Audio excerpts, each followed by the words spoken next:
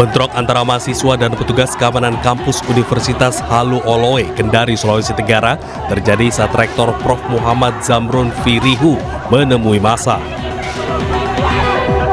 Namun kehadiran Rektor justru membuat massa makin emosi hingga akhirnya Rektor memilih meninggalkan lokasi.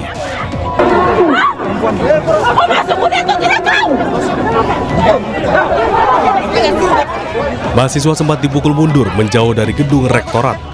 Namun mahasiswa terus memaksa merangsek ke pelataran gedung rektorat. Dalam aksi ini, mahasiswa menolak perpanjangan jabatan Prof. Muhammad Zamrun Firihu sebagai Rektor Universitas Halu Oloe. Mahasiswa juga meminta Mendiktisaintek membentuk tim investigasi independen nasional untuk mengungkap dugaan permainan pemilihan Rektor Universitas Halu Oloe.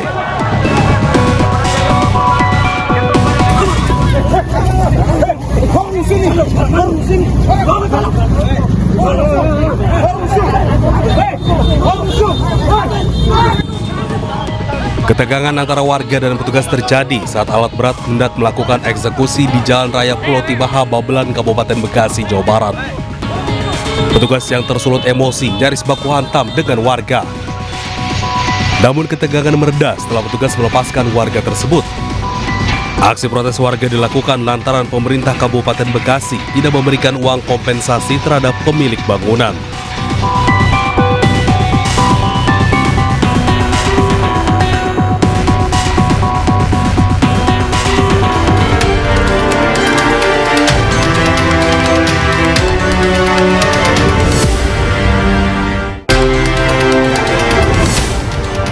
CCTV merekam detik-detik ditemukannya diplomat muda Kemenlu Arya Daru Pangayunan yang tewas di kamar indekos.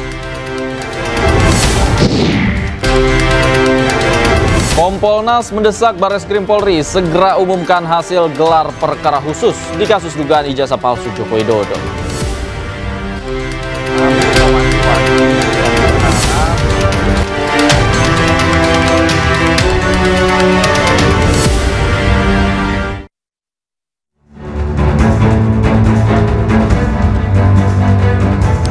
Selamat malam pemirsa, selamat datang di iNewsroom bersama saya Davi Pratama. Pemirsa, kami akan membahas berita utama secara mendalam, komprehensif, dan tentunya eksklusif. Sebagai pembuka iNewsroom kali ini kami memiliki informasi terdakwa Hasto Kristianto menyampaikan sidang pembelaan atau pledoi. Dalam pledoinya, Hasto menyebut mantan kader partainya Saiful Bahri ditekan oleh KPK dengan penemuan 2 pucuk senjata api dan airsoft gun.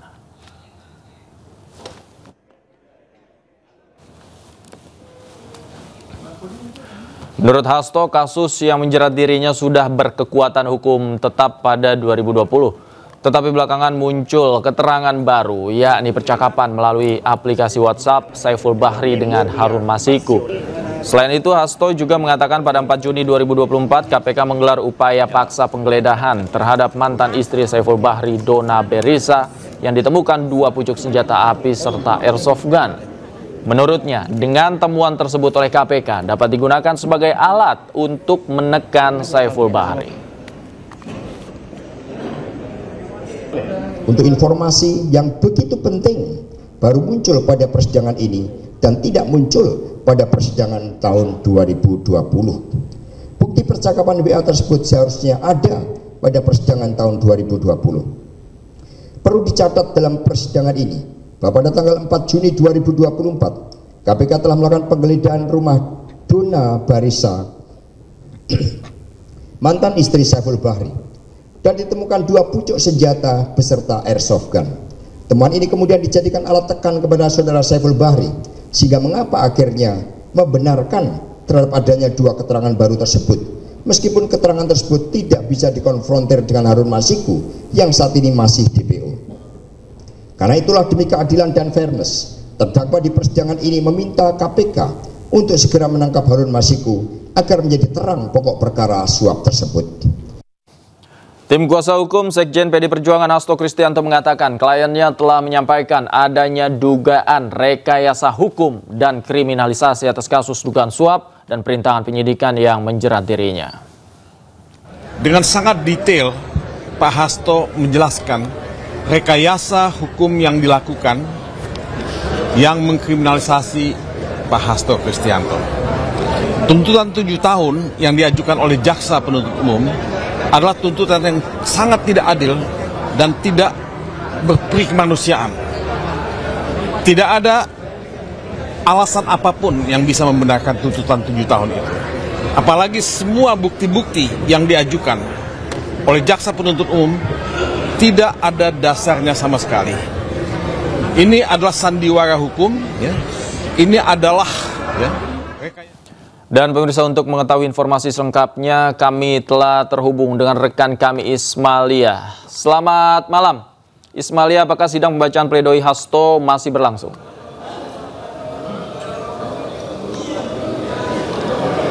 Ya, selamat malam Davi dan juga pemirsa. Untuk sidang dengan agenda pembacaan nota pembelaan atau pledoi Hasto Kristianto ini masih terus berlangsung, dan memang Davi dan juga pemirsa, untuk saat ini sidang masih diskors dan akan dilanjutkan pada pukul 19.00. Namun jika kita lihat saat ini sudah pukul 19:08 yang dimana saat ini untuk persidangan juga sudah mulai dilakukan persiapan kembali untuk dilangsungkannya kembali sidang pembacaan pledoi. Dan juga Davi dan juga pemirsa, bisa kami rangkumkan sedikit apa saja tadi yang dibacakan dalam pledoi Hasto Kristianto, yang dimana tadi Hasto Kristianto menyatakan bahwa dirinya tidak merasa melakukan motif obstruction of justice dan juga tidak merasa dirinya melakukan suap terhadap komisioner KPU ketika itu. Dan juga tadi dalam pledoinya Hasto Kristianto ini menyatakan atau meminta kepada majelis hakim untuk meminta JPU mengembalikan beberapa barang yang disita oleh JPU KPK, dan juga ketiga barang tersebut merupakan sebuah buku. Dan juga Davi dan juga pemirsa, selain itu dalam pledoinya Hasto meminta kepada majelis hakim untuk menyatakan dirinya tidak bersalah melakukan perintangan penyidikan sebagaimana tuntutan JPU. Davi dan juga pemirsa, kalau kita lihat kembali ke belakang, ini memang pada sidang tuntutan beberapa waktu lalu Hasto Kristianto dituntut 7 tahun penjara dengan denda 600 juta rupiah. Dan Hasto Kristianto juga tadi menyatakan dalam pledoinya dirinya tidak merasa melakukan tindak pidana yang dituduhkan kepada dirinya. Kembali ke Anda, Davi. Baik, terima kasih atas laporan Anda, Ismalia, melaporkan langsung dari Pengadilan Tipikor Jakarta. Selamat bertugas kembali. Kita ke informasi lain, pemirsa. Komisi Pemeriksaan Korupsi memeriksa Gubernur Jawa Timur Khofifah Indar Parawansa. Mantan Menteri Sosial era Joko Widodo itu diperiksa sebagai saksi dalam kasus dugaan korupsi pengurusan dana hibah kelompok masyarakat atau Pokmas tahun 2022. Diperiksa di Mapolda Jatim, Khofifah tiba pukul 9:45 sesuai agenda pemeriksaan dijadwalkan dimulai pukul 10 pagi. Menghindari awak media yang sudah menunggu di lobi, Khofifah memilih masuk melalui pintu belakang. Khofifah diperiksa sebagai saksi dalam kasus dugaan korupsi pengurusan dana hibah kelompok masyarakat tahun anggaran 2021 hingga 2024. Sementara itu, Ketua Masyarakat Anti Korupsi atau MAKI Jawa Timur, Heru Satrio, menilai Khofifah tidak ada kaitan dengan dugaan korupsi pengurusan dana hibah, sehingga KPK tidak bisa menyeretnya sebagai tersangka. Ibu ini dimintain keterangannya sebagai saksi, bukan diperiksa. Dimintain keterangan sebagai saksi untuk atas permintaan dari pengacara 4 tersangka, Husnadi, Anwar Sadat, Iskandar, dan Bagus Wahyudiono. Bukan diperiksa sebagai saksi, dimintain keterangan sebagai saksi. Saya yakin jauh sekali kalau mau menyetujui Gubernur Jawa Timur untuk bisa diseret sebagai tersangka, atau jauh sekali. Dan MAKI Jatim meyakini, sangat meyakini hal itu. Selain itu, kedatangan Khofifah lewat pintu belakang sempat menimbulkan kecurigaan jika mantan Menteri Sosial era Jokowi itu mendapatkan perlakuan khusus dari KPK. Kalau KPK itu tidak ada istimewa, semua sama. Hanya kita tidak tahu dia lewat pintu belakang, pintu samping, atau pintu depan. Itu apalagi kalau Surabaya kan beliau yang lebih tahu. Kita kan cuma numpang tempat. Dia lewat mana kita nggak tahu. Kita datang ke sana, kita disediakan ruangan, kita kan hanya ada di ruangan. Menunggu beliau, kapan beliau ada di dalam ruangan itu. Lewat dari mana dia? Jelas kalau di ruangan ada pintu, tapi kalau pintu masuk gerbang, walau-walau. Kita nggak tahu. Tapi gara-gara diperiksa di Polda Jatim, jadi wartawan sana tidak bisa mendekat ke lokasi, Pak. Beda dengan di Gedung Merah Putih. Atau KPK gimana? Itu tergantung daerah setempat. Kalau di KPK kan lebih transparan, memberikan uang dan waktu kepada media. Karena media ini adalah kepanjangan suara, informasi kepada masyarakat. Sebelumnya KPK sudah memanggil Hovifah sebagai saksi pada 20 Juni lalu. Dengan alasan sedang berada di luar negeri, pemeriksaan pun batal dilakukan. Dalam dugaan korupsi dana hibah Jawa Timur, KPK sudah menetapkan 21 orang tersangka. 17 orang sebagai tersangka penerima suap, 4 lainnya sebagai tersangka merupakan pemberi suap. Dari Surabaya, Jawa Timur, Rahmat Ilyasyan, Ainus melaporkan.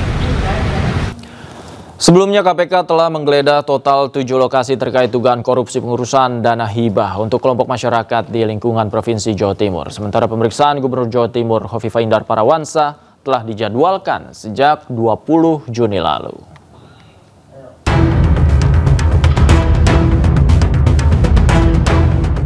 Penyidik telah menyita sejumlah barang bukti berupa dokumen diduga terkait perkara dana hibah APBD Jawa Timur.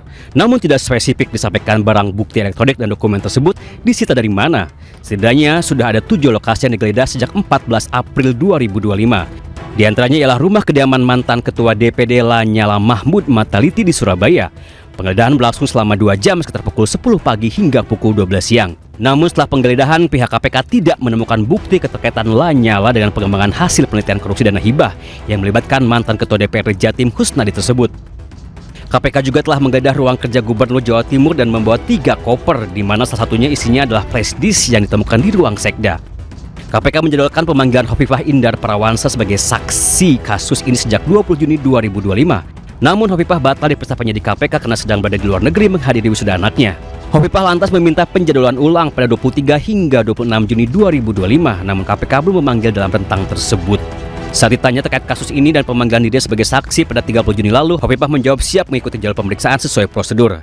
Terkait jadwal pemeriksaan KPK? Kita menunggu sesuai prosedur aja, ya.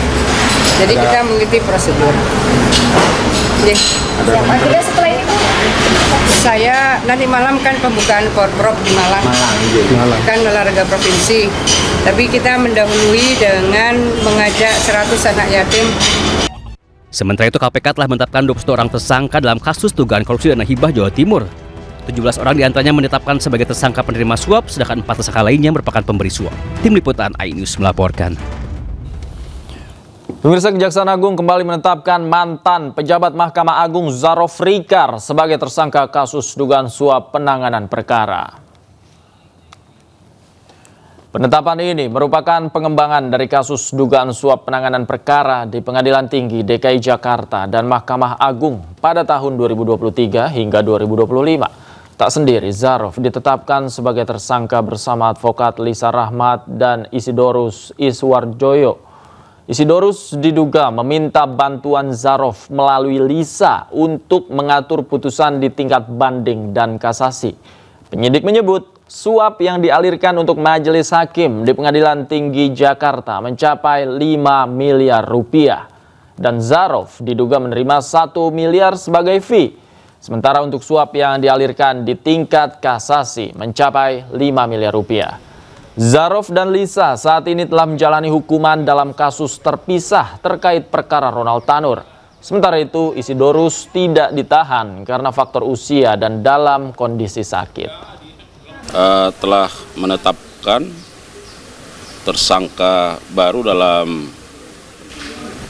dugaan tindak pidana korupsi suap dan atau permufakatan jahat terkait penanganan perkara di Pengadilan Tinggi DKI Jakarta dan Mahkamah Agung tahun 2023 sampai 2025. Yaitu atas nama ada 3 orang.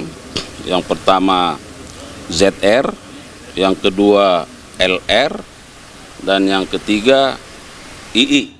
Pemirsa, analisis digital terhadap ijazah Joko Widodo yang dilakukan Roy Suryo menunjukkan 99,9% palsu. Hasil tersebut berbeda dengan yang disampaikan Bareskrim yang menyebut ijazah Jokowi identik.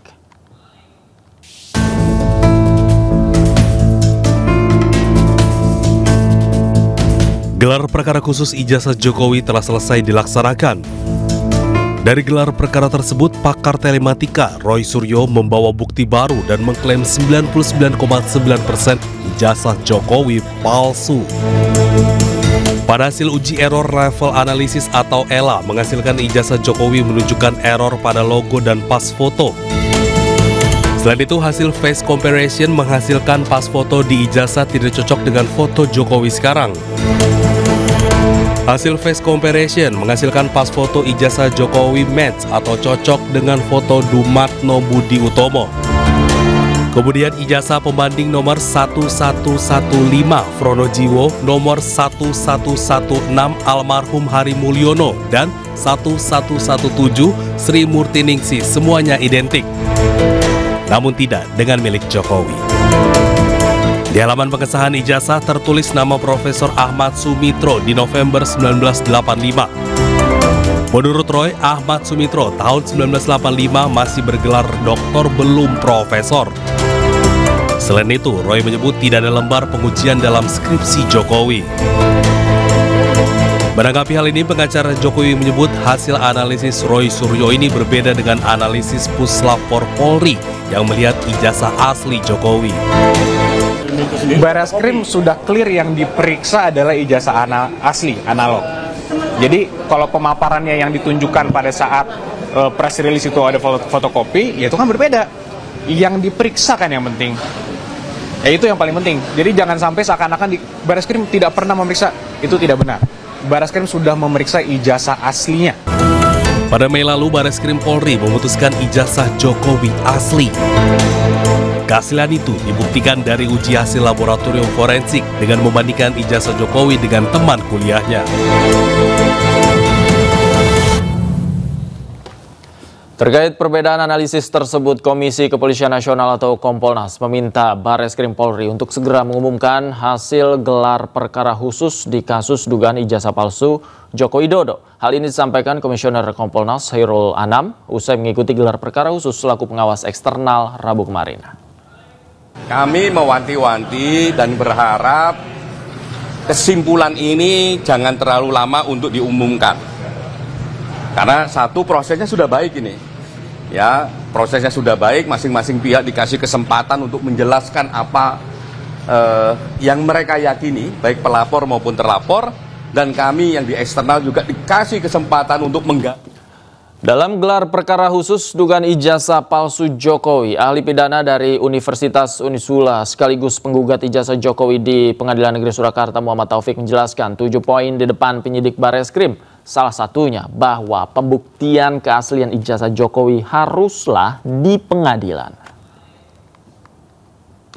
Tidak ada istilah penghentian penyelidikan karena gelar itu secara Karena penyelidikan itu secara teori adalah serangkaian tindakan penyelidik menduga terjadinya tindak pidana. Kalau menduga itu cuma 2. Apa alat bukti yang belum ada harus dicukupi, bukan dihentikan. Kemudian yang kedua, siapa yang harus diperiksa? Peristiwa lokus delikti dan tempus delikti itu terjadinya di Surakarta. Karena beliau juga mencalonkan sebagai wali kota, kemudian gubernur di Jakarta dan presiden di Jakarta. Oleh karenanya wajib KPU yang diperiksa itu KPU saat itu, bukan KPU saat ini. Kalau KPU saat ini nggak mungkin punya data. Kota calon gubernur, calon presiden itu punya namanya tim ses. Nanti akan nyambung dengan pernyataan Betor Suryadi. Karena mereka punya tim ses, tentunya harus ada tim sukses itu yang diperiksa, ya. Sepanjang itu tidak pernah ditunjukkan ijazah asli sesuai dengan pasal 185 KUHP, maka tidak pernah ada namanya pembuktian. Jadi semua pembuktian itu harus berakhir di persidangan. Yang terakhir, dengan sendirinya karena tidak pernah ada pembuktian ijazah, maka tidak boleh ada orang dipidana karena menyoal ijazah. Terkecuali sudah dibuktikan di depan persidangan ada ijazah asli, maka siapapun yang mempersoalkan ijazah, dia harus dinyatakan melakukan penghinaan. CCTV merekam detik-detik ditemukannya Arya Daru Pangayunan, diplomat muda Kementerian Luar Negeri yang tewas di kamar indekos. iNewsroom segera kembali.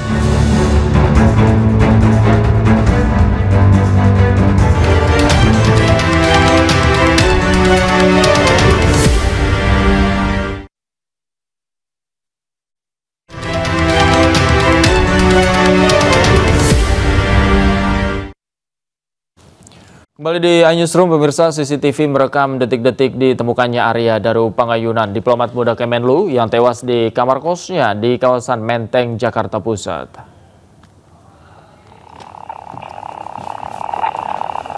Dalam rekaman CCTV, dua pria yang salah satunya adalah penjaga indekos korban membuka paksa jendela kamar untuk mencari keberadaan korban. Pencarian korban setelah pihak keluarga menghubungi penjaga kos untuk menanyakan keberadaan korban yang selama 2 hari tidak bisa dihubungi. Saat itulah korban ditemukan tidak bernyawa dalam kondisi kepala terlilit lakban serta tertutup selimut.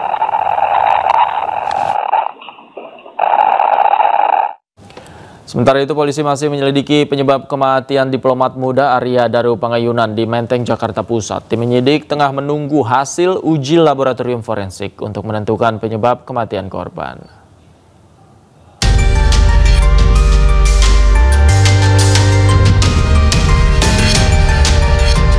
Kematian diplomat muda Arya Daru Pangayunan menyisakan banyak kejanggalan yang menimbulkan pertanyaan publik. Polres Jakarta Pusat melakukan olah TKP bersama Pusiden Mabes Polri di Guys House Gondia, Menteng, Jakarta Pusat. Salah satu yang didapat dalam olah TKP ini adalah sidik jari Arya dari lakban yang melilit Arya. Selain itu, kamar korban menggunakan sistem penguncian digital berbasis kartu akses sehingga hanya Arya sendiri yang memegang akses tersebut. Proses penyelidikan penyebab kematian Arya Daru pun hingga kini masih dilakukan. Saat ini tim penyidik tengah menunggu hasil uji laboratorium forensik yang dilakukan. Sementara prosesnya masih dalam proses penyidikan, masih banyak pemeriksaan yang akan kita lakukan, ya, pemeriksaan ahli maupun pemeriksaan terhadap ahli forensik termasuk CCTV. Jadi inilah yang sedang kita lakukan, ya. Kita akan lihat hasil otopsi, ya. Kemudian kita akan lihat juga medical record beliau korban, ya kan. Kemudian kita akan cek juga ahli forensik terkait ke beliau di dalam sendiri, kan gitu. Polisi juga telah memeriksa 5 saksi, yaitu istri korban, rekan korban, penjaga kos, dan tetangga sekitar. Setelah polisi meminta keterangan dari istri korban, Arya Daru diketahui memiliki riwayat penyakit GERD dan kolesterol. Dari Jakarta Pusat, Roni Stone Sanjaya, iNews melaporkan. Untuk informasi lain, pemirsa, kematian Brigadir Nur Hadi masih menjadi sorotan. Usai atasannya ditetapkan sebagai tersangka, sosok wanita cantik juga disebut-sebut terlibat dalam kasus pembunuhan polisi oleh polisi. Dan informasi yang akan hadir ini sekaligus menutup jumpa kita di iNewsroom malam hari ini. Temukan informasi-informasi terbaru lainnya di www.inews.id. Cuplikan tayangan berita iNews juga dapat Anda saksikan di kanal YouTube @officialinews. Dan saat lagi rekan saya Anissa Dasuki akan hadir dalam program Interupsi. Saya Davi Pratama pamit undur diri. Terima kasih, selamat malam, sampai jumpa.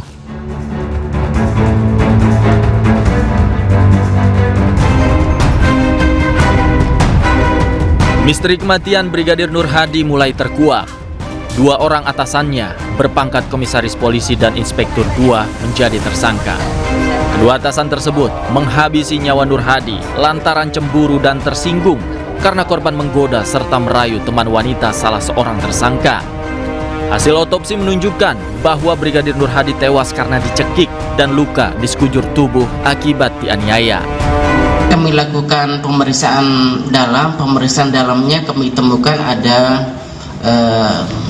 luka memar atau resapan darah di kepala bagian depan maupun di kepala bagian belakang.